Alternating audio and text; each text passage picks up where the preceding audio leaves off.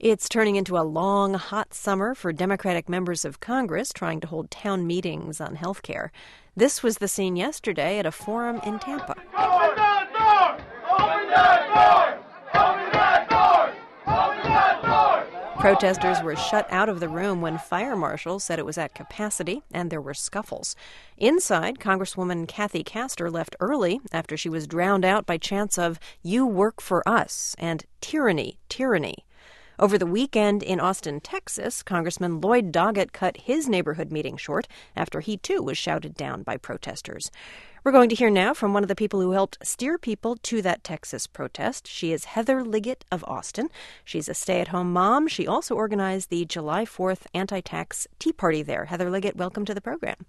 Thank you. Thank you for having me. And I was looking on your meetup group online, and you told people before that weekend meeting with Congressman Doggett to show up and give him a piece of our ears. Is the idea to actually change his mind on health care or to vent anger? The idea is to show him that the majority of people in the 25th District are against socialized medicine and that he represents us, and therefore he needs to go along with the majority of how we feel and not go with party line. So in your view, what's shaping up in Congress is the equivalent of socialized medicine? In my mind, yes. Okay. I want to play some tape for you of Congressman Doggett talking earlier this week on NPR about this protest and what it represents. This whole grassroots opposition, pitchforks rising across the country, is a total masquerade. It's total nonsense. And he goes on to say that these protests are coordinated by the Republican Party and the insurance industry to stop reform. What do you say to that? You know, I have seen many of the comments that Congressman Doggett has made and saying that we were paid, we were bussed in. And it's really offensive and it's insulting because we actually are constituents of his district. And the way that meetup.com works is you put in a zip code, and that zip code becomes the originator of where people can come. And you can only go within a certain mileage away from that particular zip code. And the zip code that is registered in my meetup.com site is in South Austin. So therefore, the people that are in my meetup group are from Travis and Hays County, which is his district. And he's not listening to us, he's disrespecting us, and he's out there saying that he was shouted down and not allowed to speak, and that's actually false. He came, he gave a 5 to 7 minute speech, and then there was about a 40-minute question and answer session. My mother asked a question. It was at the very end, he was asked a particular question.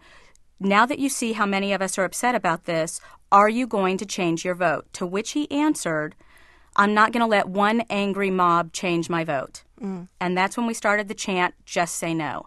What was your mother's question that she asked? My mom's question was, why aren't you reading the bills before you sign them? And his response was that he helped co-sponsor this particular bill, which led into another question. You co-sponsored allowing illegals to get free medicine. We're going to truth squad some of the claims that have been coming up at these forums in a moment with PolitiFact. But let's go on. I wanted to ask you about the tone at these protests. There were posters at the protest there in Austin of Congressman Doggett showing him with red devil's horns on his head. There was another one with his name written on a tombstone, he said. I saw one that had the letter S written to look like the Waffen-SS in Nazi Germany. In Maryland, there was an effigy of a congressman who was hanged in effigy outside his office. Do you worry that this will backfire? You are being seen as an ugly, wild mob. Would I go ahead and put devil horns on Lloyd Doggett? No, I wouldn't. But it's freedom of speech, and we have not done anything near as bad as what people did to President Bush while he was in office. Do you think Congressman is any more likely to vote against health care reform if he sees his name on a tombstone or devil's horns on his head?